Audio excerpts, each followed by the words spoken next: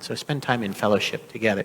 Now, we've had 40 years of fellowship here at St. John's, and we often hear from Deacon Chuck. But today we're going to hear from Deacon Chuck's wife, Stacy. Stacy is going to share with us some important words about the 40 years that we have spent as a parish community. Stacy, please.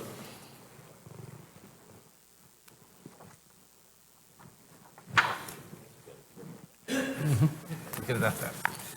Good morning. Good morning. Several weeks ago, I was approached and asked if I would share some of my memories of the past 40 years at St. John's.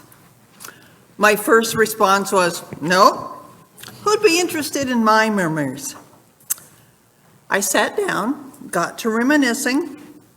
One memory led to another and another.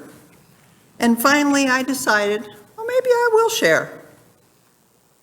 As I thought about the past, I discovered that the Episcopal Church of St. John the Baptist is a very needy church. Right, Chuck? Okay, maybe I should explain. I hope you aren't too confused when I say needy church. I'm referring to the needs that we as a congregation or as individuals have. We each have them. I will go back just a tad longer than the aforementioned 40 years.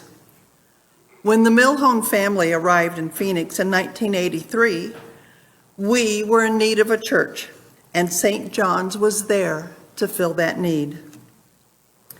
As we began our affiliation with St. John's, our newly acquired church family became the needy ones. The little church in a trailer on a dirt lot needed a home, and they found themselves at Sunrise Elementary School. It wasn't long before we found ourselves in need of a better facility than the school, and that need was filled by building this building that we're in right now. Well, my children were in need of good Christian education, as were many other children at the time. So, room dividers were purchased, and Sunday school was held in the parish hall. Every week, those dividers were set up to divide the space into individual classes. Those in need of coffee would graciously stand outside and wait for their children to be done. Then the dividers were taken down and stored for the following week. Through the years, this needy church continued. Those needs included programs for adult education, acolyte training, altar guild training, helping displaced families who suffered through Hurricane Katrina and other catastrophes.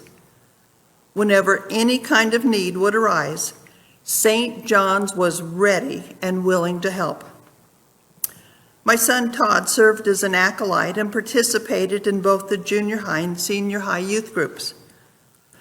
When Todd was presented an opportunity to travel to Russia while in junior high, our need for funds to send him was prevalent.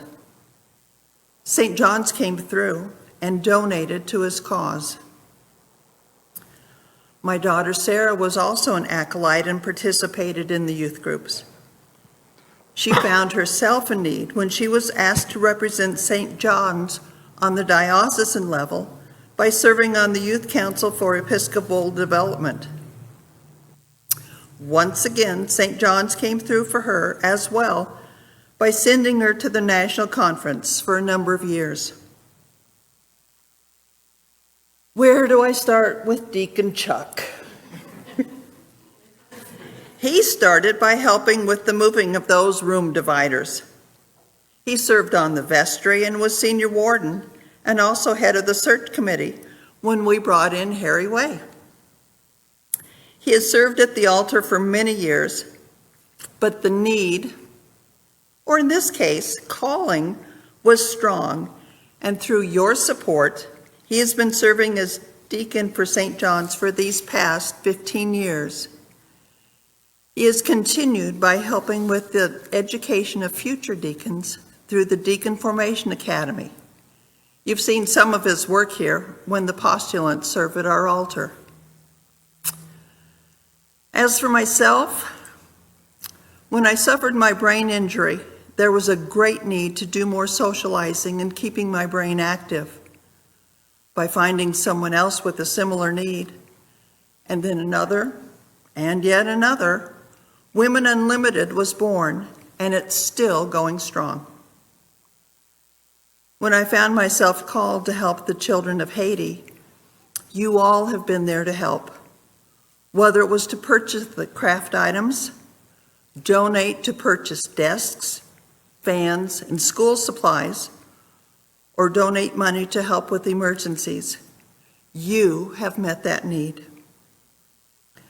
I personally feel that I have a need to serve, and I'm thankful for the many opportunities that have presented themselves over the years, from teaching Vacation Bible School, helping in the kitchen, joining Daughters of the King, arranging flowers for Sunday morning services, attempting to keep our garden green and growing, and even crocheting baptismal blankets. The Episcopal Church of St. John the Baptist has been and will continue to be the church that serves, a place where those needs of ours and others are met and fulfilled. As I look back on our history, I can see so many of those needs fulfilled by this congregation, and I am so proud to be a part of it. Every time I pray, I end with the following: and make me ever mindful to the needs and the love of others. I hope you all continue to need to fill those and others' needs and love each other. Here's to another 40 needy years.